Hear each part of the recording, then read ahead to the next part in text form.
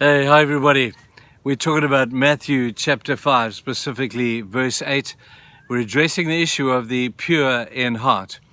We said yesterday how the pure in heart have an incredible ability to be able to see God.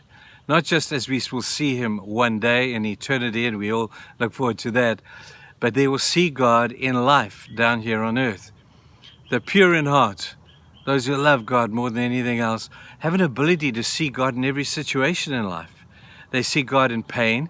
They see Him in the suffering. They just know through the tears and the ups and downs and the undulating of motion that God is somewhere in there. And they have an ability to find Him. The second thing that I want you to notice, and this will be our closing thought on this particular verse, is the pure in heart have an ability to see God in people. In people, not just some people, not just the rich, the famous, the wealthy, and the healthy, and the gifted and the talented. We often see God when we see somebody sing a beautiful song and we sense the presence of God. But I'm talking about those people, pure in heart, who see God in those who have been rejected, who have seen that God in those who are marginalized, to see God in the poor and the under-resourced and the underprivileged, and those people who normally nobody else will see. But the pure in heart are able to see God in those people. I'm reminded of the value that God places upon a human being. And we would look at human beings and we have this crazy way of having a corrupted value system. We tend to value people who could do something for us or give something to us. Jesus says that's not cool. That's not for the pure in heart. The pure in heart see everybody, especially at certain times.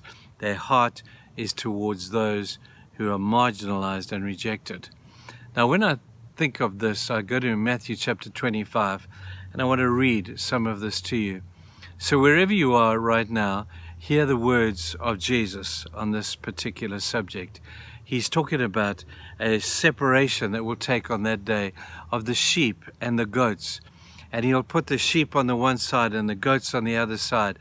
And the goats are going to be cast out. And he's talking to the sheep. And the goats are bleating at him and saying, how come they're going to get this and we're not? We did the same things as them. Jesus talked to us about what we did wrong. Well, listen to this. This is Matthew chapter 5. And I'll just read from verse 34 and hope that you'll go back and read the rest of it. Then the king will say to those on his right, come, you are blessed by my Father. This is the sheep. Take your inheritance, the kingdom prepared for you since the creation of the world. For I was hungry, and you gave me something to eat. I was thirsty, you gave me something to drink. I was a stranger, you invited me, and I needed clothes, and you clothed me. I was sick, and you looked after me. I was in prison, and you came to visit me. Then the righteous will answer him, this is the self-righteous will answer him, the goats, Lord, when did we see you hungry and feed you, or thirsty and give you something to drink? When did we see you a stranger and invite you in, or needing clothes and clothe you? When did we see you sick or in prison and go to visit you?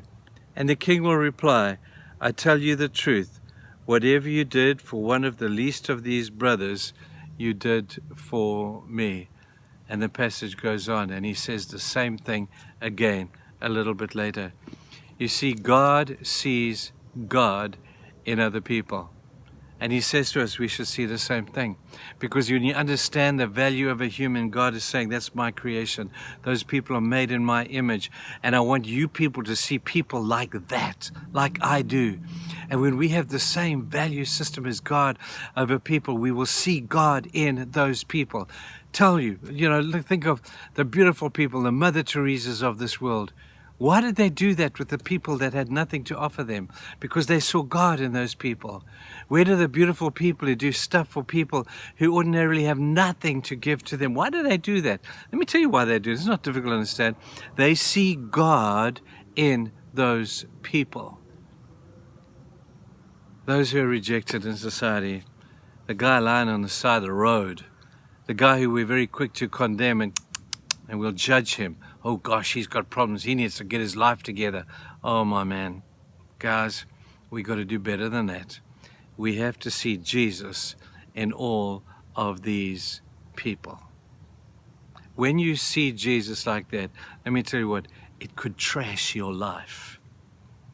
Because all of a sudden, everything will change. And that's my prayer for our church, for you, whoever you are. I hope you find that to be true. We find God in all those beautiful people out there. Have a great day. We'll see you tomorrow. Bye.